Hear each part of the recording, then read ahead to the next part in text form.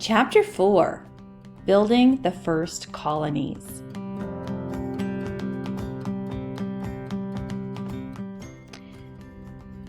And in Virginia today, you can go to the Jamestown National Historic Site. And there are people who volunteer who reenact what life was like back then. Stranded at Plymouth Plantation, 1626. Written and illustrated by Gary Bowen. On October 12, 1626, a ship bound for the Jamestown settlement set sail from England. On November 6, the ship crashed along the New England coast near Plymouth Plantation, known today as Plymouth, Massachusetts. Rescued by the colonists, the ship's passengers remained stranded there. The following is a fictional journal of a 13-year-old passenger, Christopher Sears. After being rescued, Sears stays with the family of William Brewster, a Pilgrim Church leader. Also living with the Brewsters was another boy, Richard Moore. Read now about Christopher's experiences at Plymouth Plantation. November 24th, 1626. His Worship with Governor William Bradford met at the fort this afternoon with all of us who crossed on the Sparrowhawk. He told us that 21 other ships have arrived in Plymouth in 6 years and said it may be months before another anchors again. We are to earn our board by working for the families with whom we reside. In other words, we have to pay for our way by working for the families that are taking care of us, letting us live there. Our labors are to be reported weekly to Captain Sipsey or Master Fells. I am happy that Richard lives and works here too. When he was 6 years old, he came over on the Mayflower with two brothers and a sister who did not survive their first year here. Richard says they had been told their mother and father died, but he does not remember their illnesses or any funeral service. He says his parents did not like each other. My knee aches and I am cold because my garments, my clothes, are not warm enough for this climate. December 23rd, 1626. Governor Bradford talked with me today and showed me the notes that he had been keeping since he arrived in 1620. He commended me. He said, "Good job." He commended me for recording my experiences here and said that I am participating in a great event, which is the founding of God's community. His Worship, the governor, His Worship suggested that I make larger woodcuts and consider using color. The physician gave me these mixtures.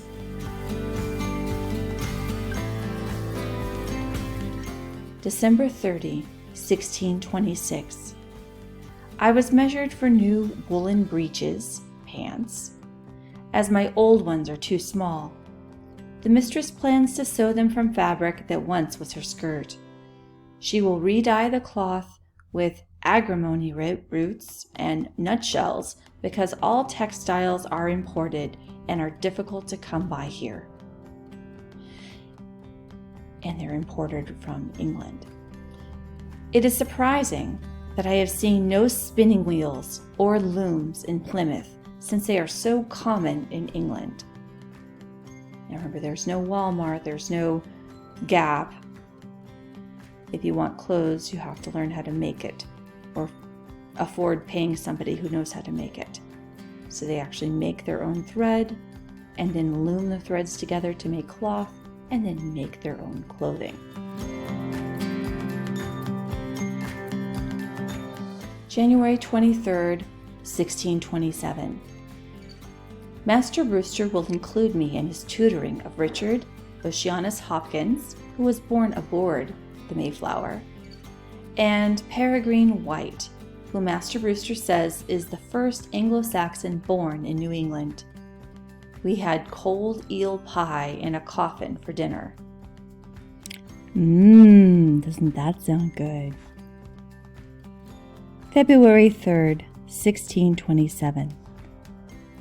I am happy that my schooling continues. Keep in mind that not everybody got to learn or go to school or be tutored then. Each evening, Master Brewster works with me on herb lore, farming, reading, and scriptures. He says the Plymouth people are more learned than in most English villages, as all parents must educate their children, even if that requires tutoring in another home.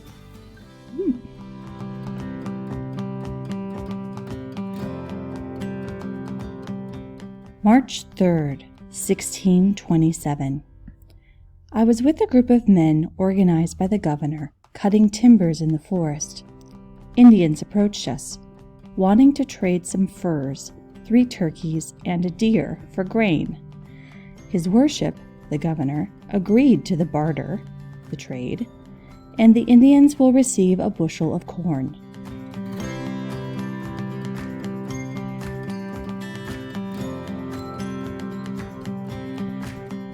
April 5, 1627. I carried in 24 buckets of spring water to heat. Imagine no running water, you have to go get the water. From a river or a well, if you can dig one. Each member of the Brewster household had a bath today. It felt good to wash. Love, the Brewster's son, cautioned me that it is unhealthy to have more than 3 or 4 baths a year, because if done too often, all the body's natural protection against disease is washed away. Interesting. I wonder what it smelled like there. Tomorrow we will be fishing for herring, which is plentiful this month and next. I wanted to point out that he mentioned that he was doing wood cuttings. That's what this is. This is a wood cutting print.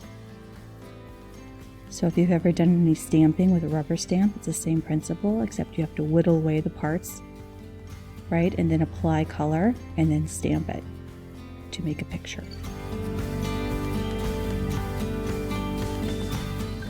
June 1st, 1627.